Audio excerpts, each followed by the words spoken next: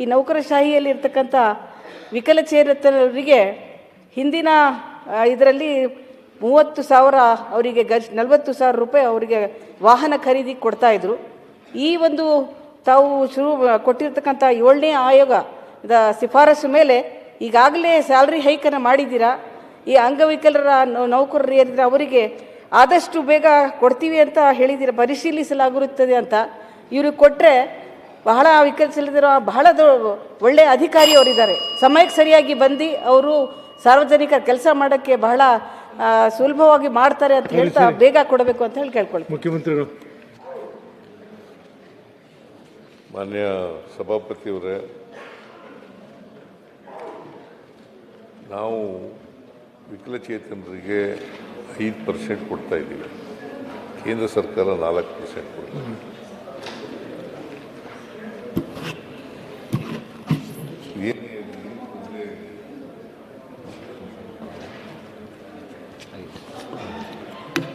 ಕೇಂದ್ರ ಸರ್ಕಾರ 4% ಕೊಡ್ತದೆ, ನಾವು 5% ಕೊಡ್ತಾ ಇದ್ದೀವಿ. ಸರ್ಕಾರಿ ನೌಕರರಿಗೆ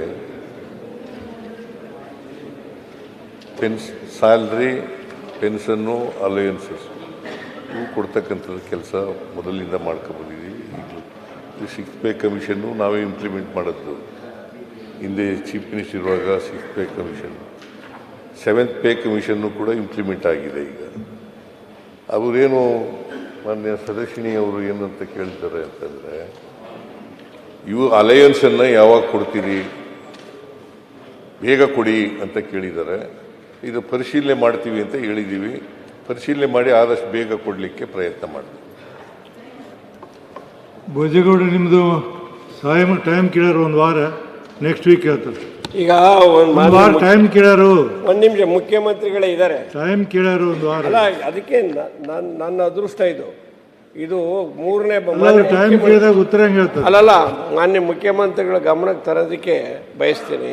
ಉತ್ತರ ಯಾವಾಗಲಾರ ಕೊಡ್ಲಿ, ಉತ್ತರ ನೋಡು, ನೆಕ್ಸ್ಟ್ ವೀಕ್ ಕೊಡ್ತಾರೆ. ಈಗ ನಾವು ಉತ್ತರ ಬೇಡ.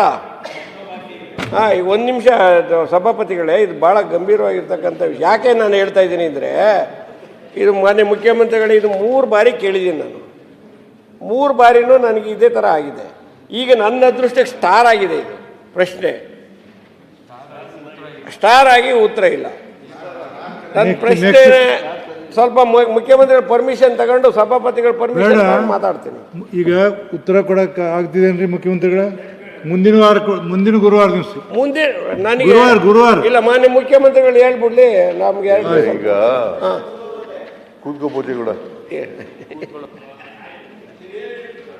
ನೀನು ಪ್ರಶ್ನೆ ಕೇಳಿರ್ತಕ್ಕಂಥ ಸ್ವರೂಪ ಇದೆಯಲ್ಲ, ಪ್ರಶ್ನೆ ಸ್ವರೂಪ ಭಾಳ ಜಾಸ್ತಿ ಮಾಹಿತಿಗಳನ್ನು ಪಡ್ಕೋಬೇಕಾಗ್ತದೆ.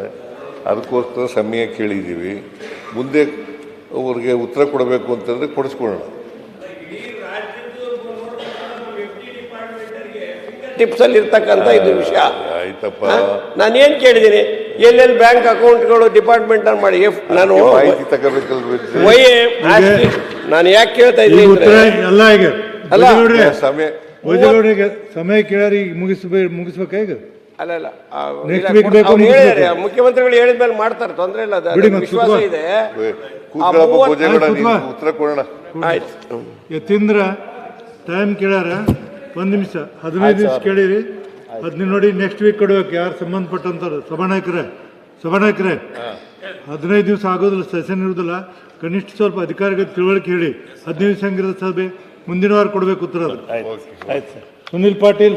ನಿರ್ಭೀತ, ನಿಷ್ಪಕ್ಷಪಾತ, ವಿಶ್ವಾಸಾರ್ಹ ಸುದ್ದಿಗಳಿಗೆ ಮತ್ತೊಂದು ಹೆಸರಾಗಿರುವ ನ್ಯೂಸ್ 18 ಕನ್ನಡ ಈಗ ಆಪ್ನಲ್ಲೂ ಲಭ್ಯವಿದೆ. ದಯವಿಟ್ಟು ಇಲ್ಲಿರುವ QR ಕೋಡ್ ಸ್ಕ್ಯಾನ್ ಮಾಡಿಕೊಂಡು ಆಪ್ ಡೌನ್ಲೋಡ್ ಮಾಡೋದಕ್ಕೆ ಮರಿಬೇಡಿ. ನಿಮ್ಮ ಬೆಂಬಲ ಹೀಗೆ ಸದಾ ನಮ್ಮೊಂದಿಗಿರಲಿ. ಧನ್ಯವಾದ.